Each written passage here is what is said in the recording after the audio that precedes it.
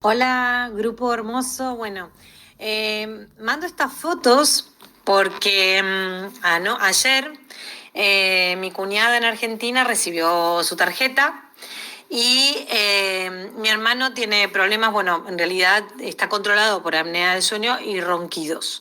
Entonces él cada tanto, no lo hace siempre, pero él lleva un registro de los ronquidos con una aplicación, que es esta, que están las imágenes.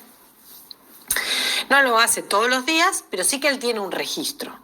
Y si pueden fijarse, el registro de los días que manda aquí, que son 3 capturas de pantalla, se pueden ver las líneas blancas de lo de abajo y arriba que figura 40 y pico, 60 y pico. Bueno, fíjense que en el de anoche, fue con la tarjeta de mi cuñada, no tenía él su tarjeta.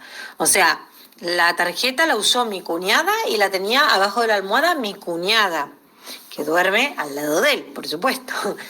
Bueno, se lo puso a grabar sin darse cuenta, o sea, no fue adrede tampoco, se grabó y hoy a la mañana alucinó con lo que había sucedido anoche. Lo dejo porque, bueno, a mí también me sorprendió, me parece brutal que nada, en un rato, porque mi cuñada la tarjeta la recibió ayer a las 20:30 hora Argentina, y cuando se fueron a dormir pasó esto. Un besito a todos y a todas y vamos por más, que la cuántica nos inunde y nos sane y nos haga felices.